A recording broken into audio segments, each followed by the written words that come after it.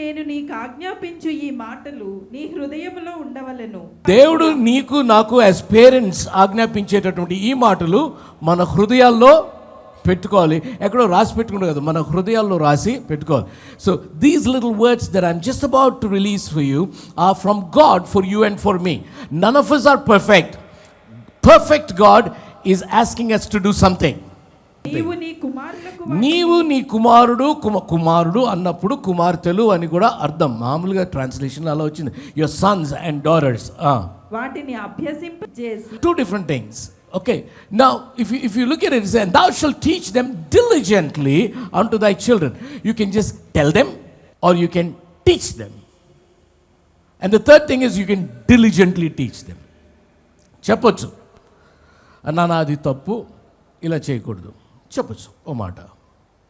రెండోది, ఇలా చేస్తే ఇది దేవుని దృష్టిలో తప్పు కదా, లేకపోతే మా దృష్టిలో తప్పు కదా, ఇలా అవుతుంది దీన్ని, కాబట్టి నువ్వు ఇలాగా చేయకూడదు. టీచింగ్. రే నేను చెప్పింది చేస్తున్నావా లేదా, జాగ్రత్త, నువ్వు తప్పుగా అలా మాట్లాడదు, నువ్వు జాగ్రత్త. అడ్రస్ చేసి మమ్మీ నువ్వు ఇట్రా, నో మమ్మీ మీరు, నానా నువ్వు, నో మర్యాద, నానా మీరు మర్యాద, నానా.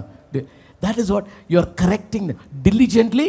You are not disturbing them, you are diligently teaching them. So telling is one thing, teaching is another thing. Diligently teaching them. ABCDలు నేర్పించారు కదా, ఎట్లా రోజునే ఏం నేర్చుకున్నావు అంటే ABCD. That is diligently being taught. ఒకసారి చెప్పి వదిలేయటం కాదు మన పని, చెప్పి పదే వాడు బోరు కొడితే నీకేంటి, వాడు చేసే వరకు అది నువ్వు చెప్పేది వాడికి అలవాటయ్యి నువ్వు ఇక చెప్పకుండా వాడు చేసే వరకు నేర్పించాలి. You should really push them to a place where it becomes a lifestyle for them to behave in a certain manner. ప్రొద్దున లేచి ప్రార్థన చేసుకున్నాను అబ్బా చేసుకో. హోంవర్క్ చేసేవలేదని ఎంత అడుగుతారు మీరు? దగ్గరుండి హోంవర్క్ చేయిస్తారు, మరి దగ్గరుండి వాడిని మోకాలు వేసి ప్రార్థన ఎందుకు చేయించరు? మన పిల్లలు ఎందుకు ఇట్టున్నారు? అందుకే అట్లున్నారు. తర్వాత పాస్టర్ గారు pray for my child. Why should I pray for your child when you can pray for your child, when you are actually designated by God to pray for your child and their future. It's not pastor's job. I teach the word, you pray for your kids, you teach them life.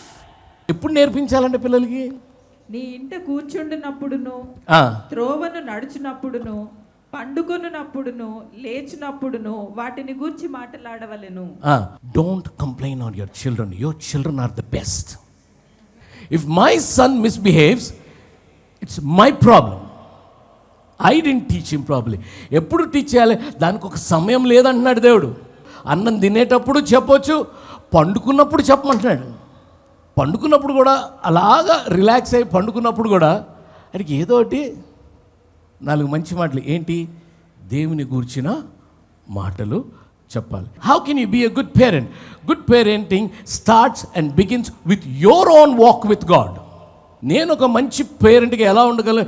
నేను దేవునితో సరిగ్గా నా నడవడి ఉన్నట్లయితే ఆటోమేటిక్గా నేను తండ్రి అయిన దేవునికి మంచి కుమారుడిగా నేను ఉండగలిగితే నేను నా కుమారునికి మంచి తండ్రిగా ఉండగలను. If I can be a good son to my father, I can be a good father to my son. So if you want to be a good parent, you should be having a good walk with God as a mother, because children don't learn by what we say but what we do. రోజు సాయంత్రం నేను తాగుతూ నానా తప్పు ఇలా చేయకూడదు అంటే, can that be a good example? నేను ప్రార్థన చేసుకోకుండా ఆయన ప్రార్థన చేయమంటే, can that be a good example? So my walk with God will determine how good a parent I will be in raising up my children in God. Number 2, good parenting involves consistent training. बोलो सो फिर से बोलो. Yuvega, there's no problem. It might hurt, but don't tell them to the point that they hurt. Tell them to the point that they learn. You don't grind children, you teach children diligently. So good parenting, number 2, involves consistent training. Number 3, good parenting balances love and discipline. ప్రేమ ఉండాలి పిల్లలంటే, విమానం మోత కూడా మోగాలంతే. Good parenting involves love and discipline. You should love and so you discipline out of love. నువ్వు ప్రేమిస్తున్నావు కాబట్టి నువ్వు నీ బిడ్డల్ని క్రమశిక్షణలో పెడుతున్నావు. దేవుడు కూడా మనల్ని ఎందుకు డిసిప్లిన్ చేస్తాడు? Ultimate aim of God is to disciple us. మనల్ని శిష్యులుగా చేయటం ఆయన అల్టిమేట్ ఎయిమ్. ఆ శిష్యులుగా చేయడానికి తరబీదు ఇచ్చేటప్పుడు డిసిప్లిన్ అనేది అవసరం. ఆ డిసిప్లిన్ కొన్నిసార్లు కఠినమైన ప్రేమని బట్టి ఆయన డిసిప్లిన్ చేస్తాడు. God's disciplining is never to hurt you, but to actually build you.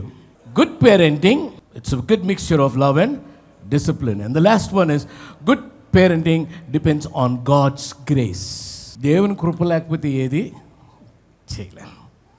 You should have God's grace. దేవుని కృప లేకపోతే నువ్వు ఏం చేసినా, ఎంత చదువుకున్నా, ఎన్ని డబ్బులున్నా, దేవుని కృప నీ పైన నా పైన లేకపోతే అది పిల్లలకి మనం పంచలేము. ఒక మంచి తండ్రిగా తల్లిగా మనం ఉండలేము.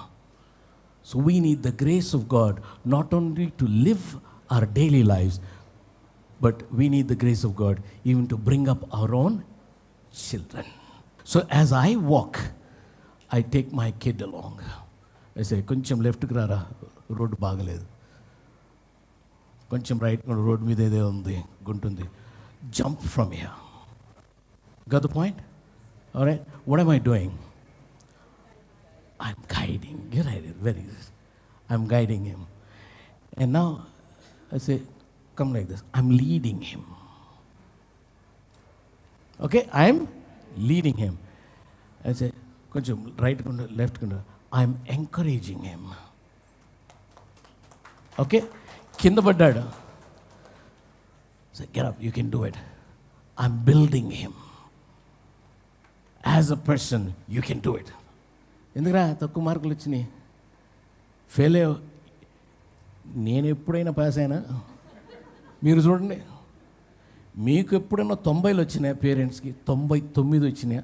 వీడికి 90 వస్తే 99 ఎందుకు రాలేదు? వాడు తిరిగి నీకు ఎప్పుడైనా వచ్చినాయా డాడీ అన్నాడు అనుకో, అటువంటి మాటలు మాట్లాడు. నానా 60 వచ్చినాయా? 60 వచ్చినా, దేవుని స్తోత్రం, very good, God bless you, very good. But మా నాన్న నాతో చెప్పిన మాట, he was in the ICU and he spoke to me, సరే నాకు తెలిసి నీకు సత్తా ఉంది, నువ్వు చదవక ఫెయిల్ అవుతున్నావు, ఒక్కసారి చదివితే నువ్వు పాస్ అవుతావు. నా కోసం కాదు, ఐ బిలీవ్ ఇన్ యూ, ప్రపంచం కోసం ఒకసారి చూపిమన్నాడు. So I studied, I became a lecturer in that subject. Okay, so it is encouraging. So diligent parenting is totally different. It hurts us.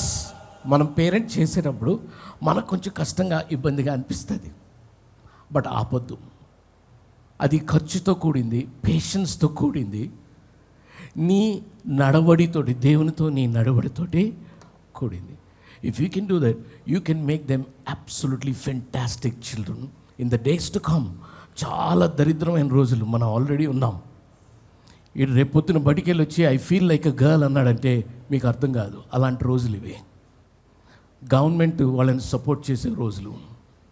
I want you to keep this in mind. Diligently walk with God, diligently parent your children.